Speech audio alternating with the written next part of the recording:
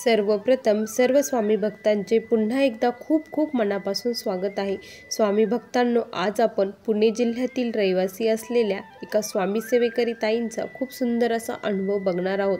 हा अनुभव ऐकल्यानंतर प्रत्येक स्वामी भक्ताच्या डोळ्यातून पाणी येणार आहे, कारण जेव्हा या ताई अनुभव सांगत होत्या त्या खूप रडत होत्या आणि माझ्या देखील डोळ्यातून नकळतपणे अश्रू आले। खूप सुंदर अनुभव आहे, त्यामुळे हा अनुभव अगदी शेवटपर्यंत प्रत्येक स्वामी भक्ताने बघावा। चला तर मग आपण या ताईंच्या शब्दात अनुभवाला सुरुवात करूया। तत्पूर्वी तुम्ही जर आपल्या चॅनलवरती नवीन असाल तर सबस्क्राईब करायला विसरू नका। ताई म्हणतात, सर्वप्रथम सर्वांना श्री स्वामी समर्थ, अनंत कोटी ब्रह्मांड नायक राजाधिराज योगीराज परब्रह्म भगवान श्री स्वामी समर्थ महाराज यांना कोटी कोटी प्रणाम। स्वामी भक्तांनो, माझे नाव सुनीता खंडागळे। मी आत्ता सध्या पुणे जिल्ह्यामध्ये कामानिमित्त राहते, पण माझं मूळ गाव हे बीड आहे। बीड येथील आष्टी येथे आम्ही मूळचे रहिवासी आहोत। आम्ही कामानिमित्त इथे आलो आहे। माझे 3 मुलं, माझे मिस्टर आणि मी आणि माझी मुलगी, असं आमचं छोटंसं कुटुंब। स्वामींची सेवा काय, स्वामींची सेवा कशी करतात, काही एक माहीत नव्हतं। मी अडाणी आहे, मला लिहिता वाचता येत नाही। मी एका कंपनीमध्ये काम करते, तिथे पाणी वगैरे देण्याचं काम माझ्याकडे असतं। आणि त्यानंतर काय झालं ना की असेच दिवस चालू होते। माझा जो मुलगा होता तो गाडीवरती खूप लांब लांब जायचा, त्यामुळे मला खूप भीती वाटायची। तो 15-15 दिवस घरी येत नसायचा, आला तरी तो खूप रागामध्ये असायचा। खूप चिंता, त्याची खूप काळजी मला वाटत असायची। आणि त्यानंतर काय झालं, मुलीचेही लग्न झाले, मुलीला 2 मुलंही झाले। असंच आम्ही पोटपाणी आमचं चालू होतं, सर्व काही व्यवस्थित चालू होतं। मिरची भाकर खायचो, पण ती सुखाने आणि आनंदात खात होतो, सर्व व्यवस्थित होतं, फक्त मुलाचीच काळजी होती। या दरम्यान काय झालं ना की मी जिथे काम करते तिथले काही महिला होत्या, त्या माझ्या खूप छान मैत्रिणी बनल्या होत्या आणि त्या रोज मोबाईलवरती काही ना काही ऐकत असायच्या। त्या स्वामींचे अनुभव ऐकायच्या। मी म्हणायचे, हे मोबाईलवरती काय ऐकत आहे? मी म्हणायचे, तुम्ही काय ऐकत आहात, काय करतात? त्या म्हणायच्या की अहो हे स्वामींचं आहे। मी म्हणायचे, काय यांना वेड लागलं, हे काहीही करतात, असं ते म्हणायच्या, पण ते कंटिन्यू ऐकत असायच्या। माझ्या कानावरती ते पडायचं। त्यावेळेस माझ्याकडे छोटा मोबाईल होतं त्यामुळे मला काही ते येत नसायचं। आणि मग आमच्या कंपनीमध्ये सांगितलं की तुम्ही देखील मोठा मोबाईल घ्या म्हणे, कारण तुम्ही जे काम करता त्याचे फोटो वगैरे तुम्ही पाठवा म्हणे, असं म्हणे। मग माझ्या मुलांनी मला एक जुना मोबाईल घेऊन दिला, त्यामध्ये मला काही एक येत नव्हतं।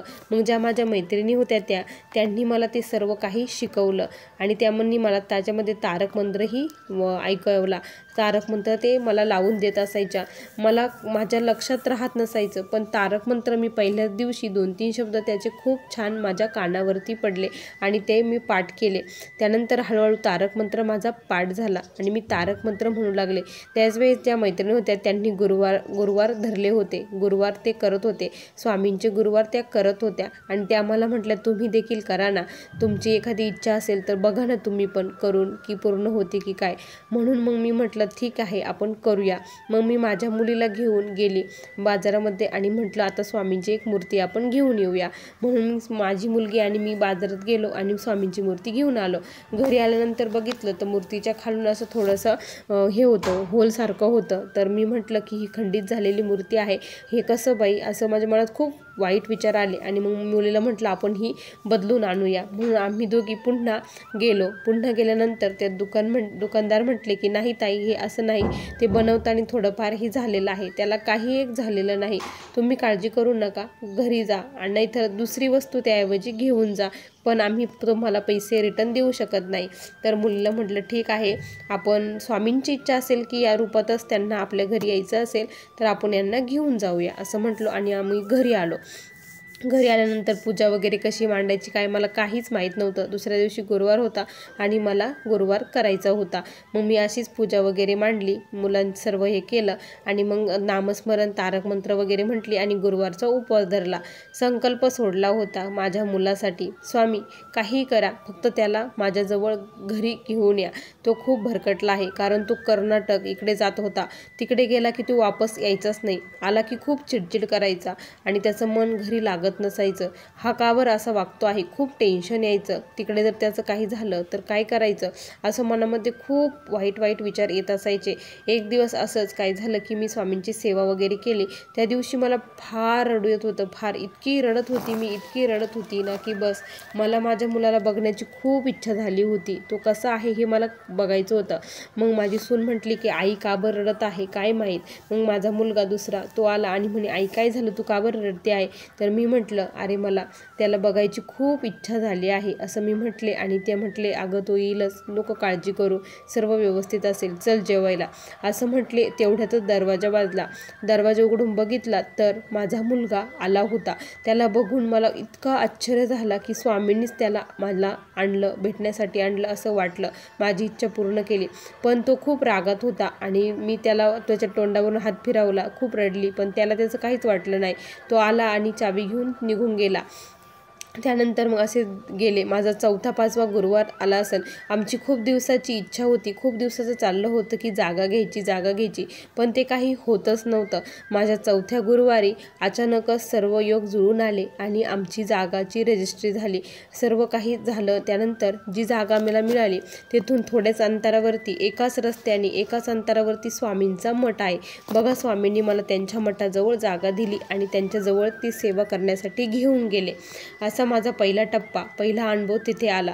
त्यानंतर मुलासाठी मी केलं, पण माझं काही ते झालंच नाही. त्यानंतर माझे मिस्टर असेच बोलले की अगं मला नाही का अक्कलकोटला जायचं आहे. मी म्हटलं अहो तुम्हाला तर जायचं आहे, मी तर स्वामींची सेवा करते, माझी पण खूप इच्छा आहे अक्कलकोटला जाण्याची असं म्हटले. तर ते म्हटले ठीक आहे, तर आपण जाऊया म्हणे सर्वजण. मग म्हटलं ठीक आहे. मग माझी मुलगी, माझा मुलगा, मी आणि माझे मिस्टर आम्ही बसने अक्कलकोटला गेलो. आमचा प्रवास सुरू झाला. नातवंडाशी खेळत त्याबरोबर स्वामींचं नामस्मरण करत आमचा प्रवास हा सुरू होता. आम्ही संध्याकाळी अक्कलकोट येथे पोचलो. 6च्या दरम्यान असेल. अक्कलकोटमध्ये आम्ही गेलो. अक्कलकोटमध्ये गेल्यानंतर आम्ही मग काय केलं, पिशव्या वगैरे ठेवल्या आणि स्वामींच्या दर्शनासाठी गेलो. तिथे गेल्यानंतर मग म्हटलं की आता दर्शन वगैरे झालं आणि मग म्हटलं आता आराम करावा आणि मग आराम वगैरे करण्यासाठी आम्ही गेलो.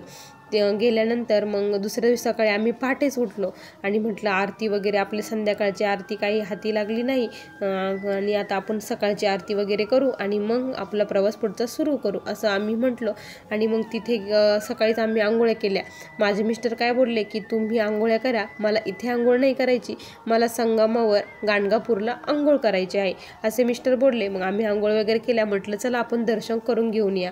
मग आम्ही स्वामींच्या दर्शनाला गेलो. स्वामींची मूर्ती डोळे भरून बघितली. स्वामींपुढे नतमस्तक झाले, कृतकृत झाल्यासारखं वाटलं. स्वामींना म्हटलं स्वामी मला मायेनं बापनं आत्मबंधू, सका सोयरा सर्व तू बंधू, तुझा मात्र आधार या लेकराला, समर्था तुम्हा विन प्रार्थो कुणाला.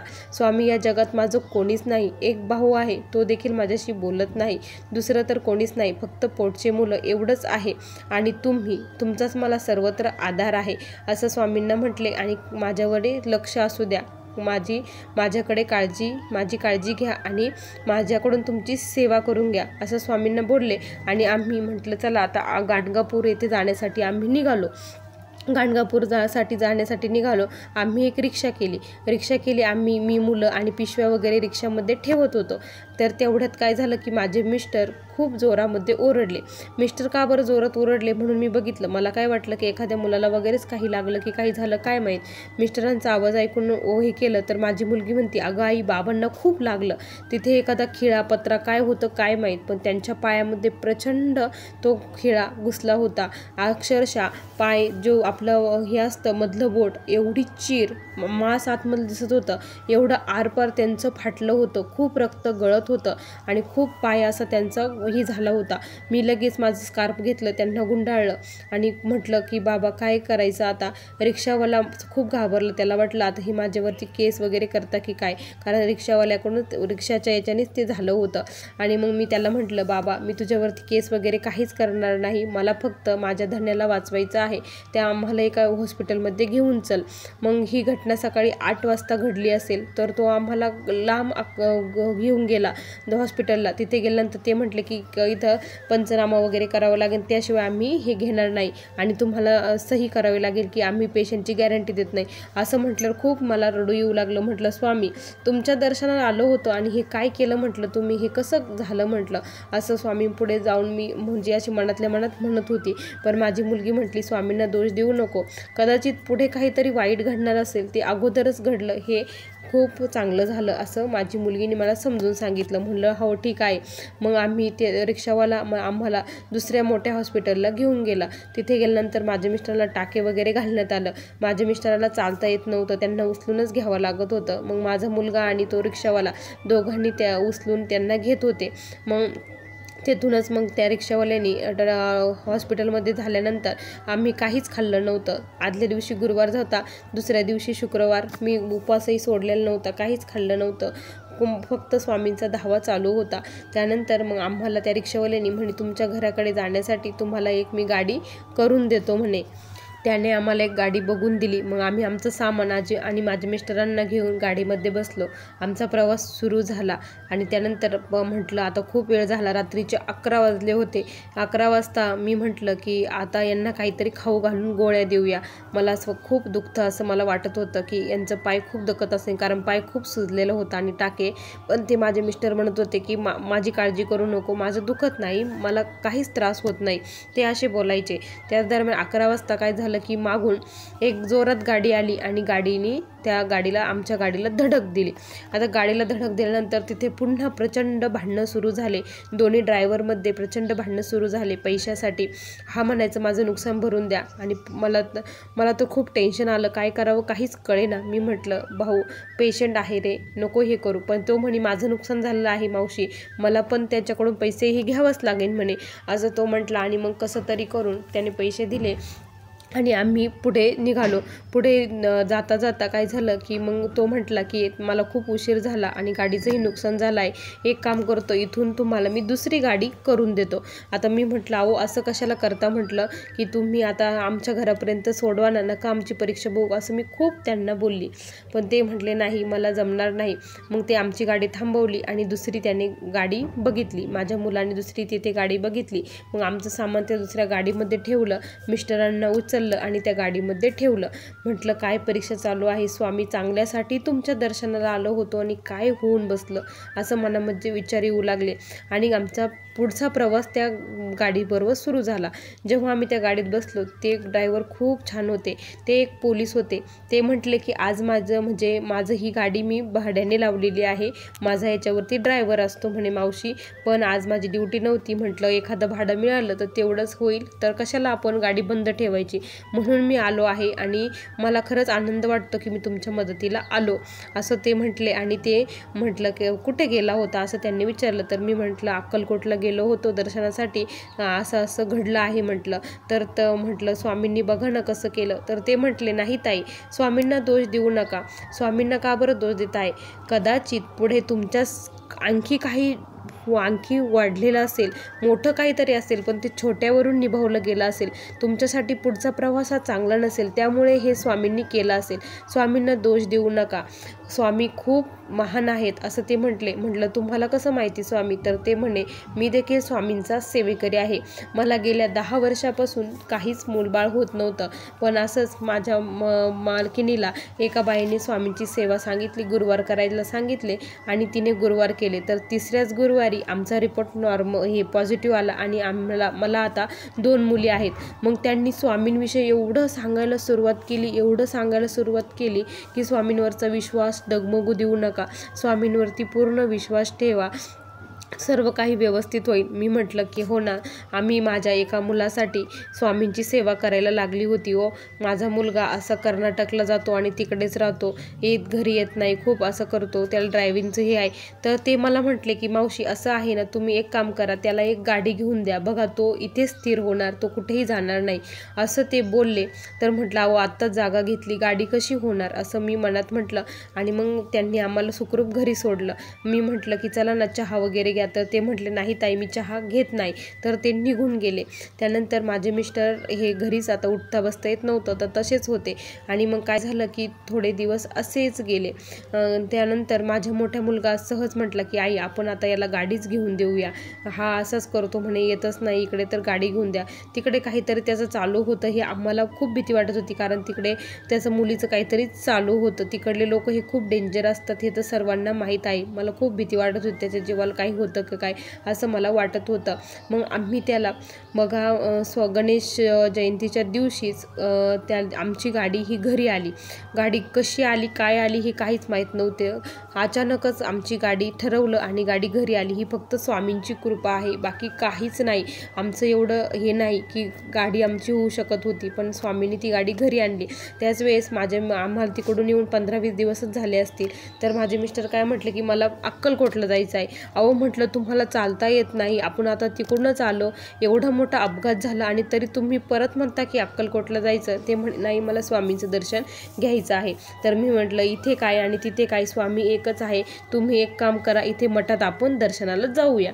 मग माझ्या मुलाला म्हटलं की यांना इच्छा आहे त्यांना घेऊन चल. मग मी पुढे गेली आणि माझे मुलगा त्यांना घेऊन गाडीवरती आला. मग माझा अक्षरशः त्यांना चालताही येत नव्हतं. माझ्या मुलाने गळ्यात हात घालून त्यांना तिथे आणलं. म्हटलं तुम्ही इथे बसा, थोडी गर्दी कमी झाली की आपण महाराजांचं दर्शन घेऊया. मग गर्दी कमी झाली, मग त्यांना दर्शन घेऊन आम्ही आलो, बसलो. तिथे खूप मोठा भंडाराही होता. मग तिथे सर्व लोक जेवण करत होते. माझी सून मुलगा हा पंक्तीमध्ये जेवत होता. मी माझ्या मिस्टरांजवळ बसलेली होती आणि मग असंच आम्ही बसलो. आणि मग तिथे एक असं मी त्यांना ओळखत नाही, कधीच बघितलेलं नाही, ते एक व्यक्ती आले आणि ते आम्हाला म्हटले की बाबा जेवले का, तुम्ही मावशी जेवल्या का. तर मी म्हटलं हो बाबा आम्ही जेवण केलं. तर त्यांनी माझ्या मिस्टरांच्या आणि माझ्या डोक्यावरती हात ठेवला आणि त्यानंतर म्हटलं बघा हा कोणीच नव्हता, म्हटलं ओळख नाही पाळख नाही, आला डोक्यावरती हात ठेवला आणि आपली विचारपूस केली. हे दुसरे तिसरे कोणी नसून स्वामीच होते. बघा त्यांनी दाखवून दिलं ते अक्कलकोटमध्ये आणि इथे सर्वत्र ते आहे असं मी मिस्टरांना म्हटली आणि म्हटलं बघा आपल्याला दर्शन झालं. त्यानंतर जो माझ्या मुलासाठी मी गुरुवार केले, ज्या मुलासाठी मी सेवेत आले होते, तो मुलगा आज इथे सेटल झाला आणि तो गाडी इथेच चालवत आहे. आणि त्याची जी मुलगी होती तिकडली कर्नाटकमधली, मी स्वामींना म्हणायची की माझ्यामध्ये आत्तापर्यंत असं कोणीच केलेलं नाही, तर तुम्हाला जे योग्य वाटतं तेच करा. आणि तो त्या मुलीला घेऊन इथे आला. आज सर्व काही व्यवस्थित चालू आहे, सर्व व्यवस्थित चालू आहे, सर्व मुलांचं व्यवस्थित चालू आहे. हे फक्त स्वामींची कृपा. थोड्याफार गोष्टी घरामध्ये होत असतात पण ते प्रत्येक घरामध्ये चालू असतात. पण आज माझी सून देखील स्वामींच्या सेवेत आली आहे आणि माझी आता एकच इच्छा आहे की घरातील प्रत्येक जण हा स्वामींच्या चरणाचा दास व्हावा, त्यांना देखील स्वामींचं अस्तित्व कळावं, स्वामींची महती कळावी आणि प्रत्येकाने स्वामींची सेवा करावी. स्वामी भक्तांनो मी बाकीची काहीच सेवा केली नाही, फक्त तारक मंत्र आणि नामस्मरण एवढीच सेवा मला येते आणि तीच सेवा मी केली. त्याचं फळ स्वामींनी मला अनंत पटीने आत्तापर्यंत दिलेलं आहे. आता स्वामींच्या चरणी एकच प्रार्थना आहे, जोपर्यंत या जीवामध्ये जीव आहे तोपर्यंत त्यांच्या चरणाचा दास बनवून ठेवावं, त्यांच्या चरणाची खूप सेवा माझ्याकडून करून घ्यावी. जे कोणी दुःखित पीडित आहेत त्यांच्यापर्यंत मला पोचावं, माझ्या मुखाचा वापर त्यांचं गुणगान गाण्यासाठी करावं, एवढीच स्वामींच्या चरणी प्रार्थना आहे. स्वामी भक्तांनो असा मला आलेला हा स्वामींचा अनुभव होता. श्री स्वामी समर्थ. बघा स्वामी भक्तांनो किती सुंदर अनुभव होता. तुम्हाला या ताईंचा अनुभव कसा वाटला नक्की कमेंटमध्ये कळवा. पुन्हा भेटूया अशा सुंदर अनुभवासोबत. तोपर्यंत सर्व स्वामी भक्तांना श्री स्वामी समर्थ. जय जय स्वामी समर्थ. श्री गुरुदेव दत्त.